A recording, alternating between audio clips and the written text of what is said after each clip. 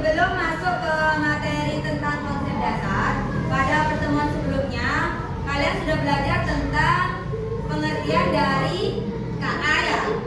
Nah, pengertian dari KA. Terus sudah belajar juga tentang coding dan berpikir komputasional ya, yang pertemuan sebelumnya itu.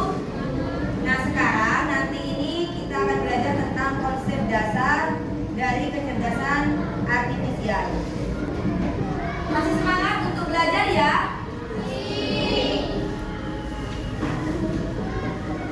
Nanti pelajaran tentang konsep dasar tentang kecerdasan artifisial ini bisa dipakai dalam kehidupan sehari-hari di bidang pendidikan, bidang kesehatan, transportasi, dan bidang keuangan misalnya ya. Nanti itu akan berguna untuk kehidupan kalian, baik kehidupan yang sekarang maupun kehidupan yang akan datang ke depannya ya. Tolong nanti diperhatikan ya, penjelasan dari Ibu diperhatikan. Terus nanti kalau ada yang sekiranya istilah itu penting, tolong dicatat ya. Nah, ini diperhatikan. Di sini karakteristik dari KA. Sambilan dicatat boleh ya. Karakteristik dari KA itu yang pertama, KA itu belajar dari data. Jadi KA belajar dari data. Yang sini ada contoh ya, YouTube. Misal kalian main YouTube ya, buka YouTube. Sebelumnya kalian sering mencari misalnya tentang lagu-lagu nasional yang sering dicari di YouTube. Nah, itu nanti saat kalian itu buka YouTube, otomatis nanti yang akan keluar, meskipun kalian belum melakukan pencarian, itu nanti lagu-lagu nasional. Ngerti ya maksudnya ya?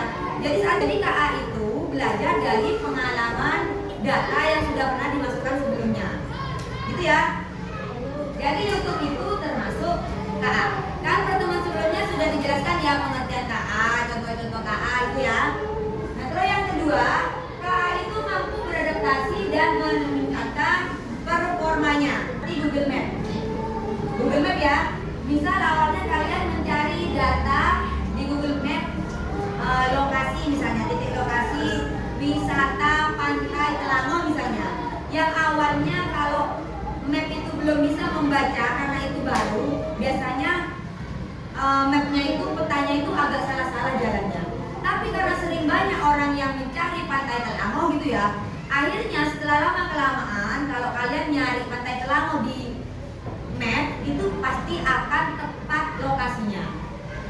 Jadi KA itu mampu beradaptasi dan meningkatkan performanya belajar dari pengalaman yang sudah dia terima sebelumnya, gitu ya. Terus kita lanjut yang ketiga, KA bekerja berdasarkan algoritma dan model prediktif. Nah, di sini itu ada contohnya aplikasi cuaca. Aplikasi cuaca itu bisa memprediksi hari ini atau besok, nanti sore atau besok itu hujan atau panas gitu ya. Yang keempat, itu KA mampu mengenali pola dan membuat keputusan secara otomatis.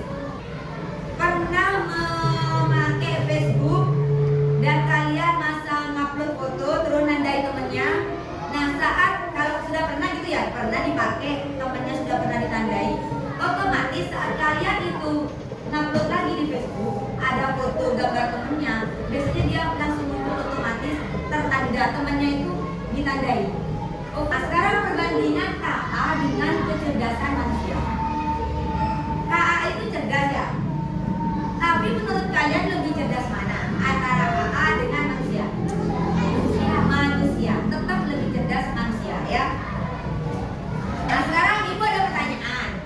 Bisa kalian itu membaca berita, apakah berita itu benar atau tidak? Nanti kalian nyarinya di mana? Di Google ya. Google itu juga termasuk dari KA. Berarti itu bisa digunakan dalam kehidupan sehari-hari. Seperti yang ibu bilang tadi di awal ya, KA itu akan kalian pakai dalam kehidupan sehari-hari. Dan kalian juga banyak yang sudah menggunakan KA. Instagram, TikTok, YouTube, itu semua adalah contoh dari KA ya. Terus misal kalian akan bepergian ke Malang misalnya, Surabaya hari ini macet juga ya di daerah Kapasan. Nah, kalian apakah harus ke Surabaya dulu untuk tahu macet enggak? Enggak kan ya? Karena sekarang sudah ada KA. Kalian lihatnya di mana? Di Google Map. Di Google Map merah gitu ya. Kalau merah berarti macet, jadi hindari yang merah lewat jalan alternatif yang lain kan gitu lah ya. Nah, sekarang perbandingan antara KA dengan kecerdasan manusia. Yang pertama, KA itu tidak memiliki perasaan, hanya mengikuti instruksi. Kalau KA dia tidak bisa menciptakan ide baru tanpa data-data baru. Terus yang kedua, kalau KA itu belajar dari data dan program yang diberikan. Kalau manusia itu bisa belajar dari banyak hal, dari lingkungan ya. Kalian misalnya pergi ke daerah Jawa, kalian belajar lingkungan Jawa kan gitu. Kalau terus yang ketiga, KA itu hanya memahami hal yang ada dalam datanya. Kalau di luar data yang dimasukkan, terus kalau manusia itu bisa memahami konteks yang luas. Jadi banyak hal, banyak ruang yang luas bisa dipahami oleh manusia. Terus yang keempat itu, KA itu hanya bisa membuat keputusan berdasarkan angka dan pola. Kalau manusia bisa membuat keputusan dengan pertimbangan emosi, moral, perilaku kita gitu ya, dan etika yang ada dalam masyarakat. Jadi bisa dipahami ya perbedaan antara KA, kecerdasan KA dengan kecerdasan manusia. Jadi tetap lebih unggul manusia. Perbedaannya ya, perbandingan antara mesin cerdas dengan mesin non cerdas itu cara kerjanya. Jadi nanti ada mesin cerdas, ada mesin non cerdas. Sama-sama mesin, tetapi ada yang cerdas, ada yang tidak cerdas, itu istilahnya ya. Yang pertama cara kerjanya. Kalau mesin cerdas, cara kerjanya bisa belajar dari pengalaman. Dan mesin itu bisa memperbaiki kinerjanya, ya. Terus kalau mesin non cerdas, dia hanya bekerja sesuai instruksi yang sudah ada di program. Perbandingan yang kedua, adaptasinya. Kalau mesin cerdas bisa menyesuaikan diri dengan kondisi baru. Yang ketiga itu pengambilan keputusan. Kalau mesin cerdas dia bisa mengambil keputusan sendiri. Mesin itu bisa mengambil keputusan sendiri. Kalau mesin non cerdas dia memerlukan intervensi manusia untuk setiap keputusan yang diambil. Gitu ya. Sekarang di sini ada contoh mesin cerdas ya yang menggunakan teknologi KA. Yang pertama ada asisten virtual, Google Assistant. Google Assistant atau Siri istilah lainnya ya. Di sini yang kedua ada chatbot. Terus yang ketiga ada mobil otonom. Tahu mobil otonom? Mobil otomatis yang tanpa pengemudi. Mungkin itu bisa jalan sendiri tanpa ada supirnya. Ya, jadi itu termasuk ke mesin cerdas. Kalau ada contoh mesin non cerdas, dia itu hanya berfungsi sesuai dengan perintah manusia. Contohnya kalkulator. Ya, misal kalian kalau tidak memasukkan angka dan tanda, apakah kalkulator akan menjawab? Tidak. Misal ya kalian masukkan 6 kali, nggak ada hasil kan? Jadi kalian harus memasukkan angka, tandanya, terus angka lagi kan gitu kan ya. Misalnya 6 kali 6, baru nanti muncul angka kan jawabannya. Nah, yang kedua ada mesin cuci manual. Untuk mesin cuci ini kan perintah kita kan, kita pencet dia muter, kita pencet lagi dia berhenti, terus dikeringkan kita juga harus pencet kan ya. Jadi harus tangan kita yang bekerja gitu loh, perintah dari kita. Terus yang ketiga ada remote TV. Remote TV itu hanya bisa berfungsi untuk mengganti saluran jika kita menekan tombol. Kalau kita biarkan gini kan nggak mungkin dia mengubah sendiri, ya kan? Sekarang etika kecerdasan artifisial. Jadi etika dalam penggunaan KA. KA itu berperan besar dalam mendorong inovasi dan perkembangan iptek ya, ilmu pengetahuan dan teknologi. Misalnya dalam bidang kesehatan, KA itu digunakan untuk mendiagnosis penyakit. Kan ada mesin itu ya yang bisa mendiagnosis penyakit ya. Terus kayak itu ronsen juga ya, itu kan mesin. Itu juga menggunakan KA. AI ya, istilah AI. Cuma sekarang itu kita menggunakan istilah KA ya. Nah di sini itu dapat juga membantu dalam pengembangan obat. Terus dalam bidang transportasi, untuk transportasi ya, di situ ada penentuan rute, terus perkiraan waktu tempuh pakai Google Map ya. Kan kalau kalian mau ke Bangkalan, terus nanti muncul kan jarak tempuhnya berapa kilo. Kalau naik sepeda motor itu berapa menit, kalau pakai mobil berapa menit kan ada. Jalan kaki juga ada di situ kan itu ya. Jadi jarak tempuh dan waktu tempuh ada. Jadi kita bisa mengira-ngira. Terus selanjutnya itu ada di dunia pendidikan. Di dunia pendidikan itu ada teknologi yang memungkinkan pembelajaran. Kayak tadi chatbot atau Google Classroom ya, itu pakai AI semua, pakai KA semua.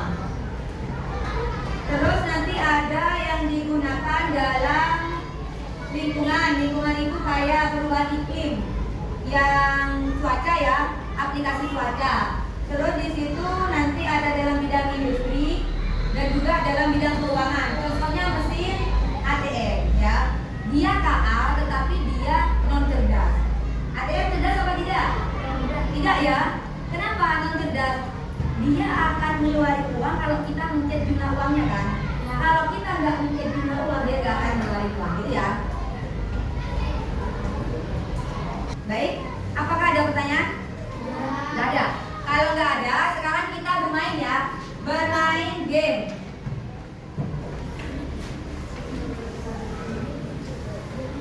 Sudah diperhatikan semua dulu ya di LKPD-nya ya. Di situ ada game ular nanti ya. Nanti nempelnya nanti di depan ya.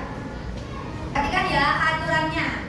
Aturannya nanti satu anak yang ada di depan nanti ya itu memilih temannya, nanti temannya itu menyebutkan gambar dia, nanti dia bawa satu ya. Ya sekarang ditunjukkan ke temannya dulu gambarnya. Masuk apa itu dia? Pendidikan. Apa itu? Aplikasi apa? Canva digunakan dalam bidang pendidikan. Yang lain belum salah? Betul ya. Tepuk tangan dulu untuk Aira dan Dea ya. Yuk lanjut Naisa. Kamu panggil siapa? Itu bidang apa? Transportasi. Betul apa salah? Betul. Tepuk tangan. Yuk di belakangnya ya anak. Pendidikan. Betul apa salah?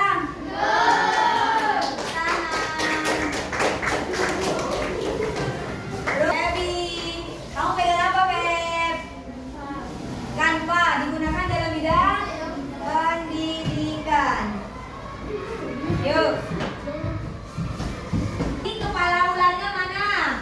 Yuk, sisanya di belakang ya. Tidak ada yang duduk, semua ada di ular. Berarti semua sudah paham ya. Kalau sudah paham,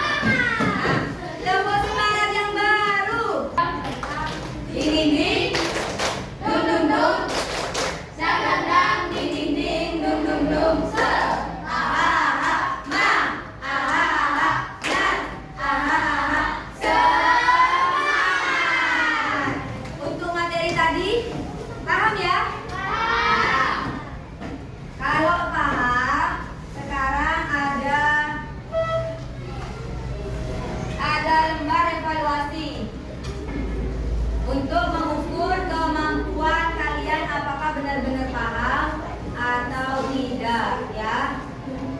Yuk silakan dikasih nama. kelas, terus dijawab pertanyaannya.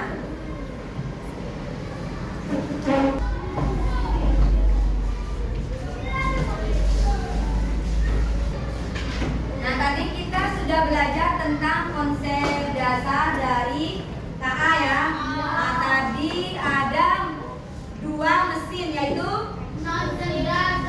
mesin cerdas dan non cerdas. Kalau mesin cerdas, perbedaannya dengan non cerdas, kalau cerdas bisa membuat keputusan sendiri. Tapi kalau mesin non cerdas itu tidak bisa ya, menunggu perintah dari manusia. Terus selanjutnya tadi ada prinsip ya. Ada prinsip, 4 prinsip dari KA ya. Ada apa aja? Prinsip yang itu. Prinsip yang akuntabilitas gitu loh. Transparansi, terus ya non diskriminatif, satu lagi privacy ya, ada 4. Terus selanjutnya untuk KA itu sendiri bisa digunakan dalam berbagai bidang. Di sini tadi kita sudah belajar ada berapa bidang? 4. Apa saja?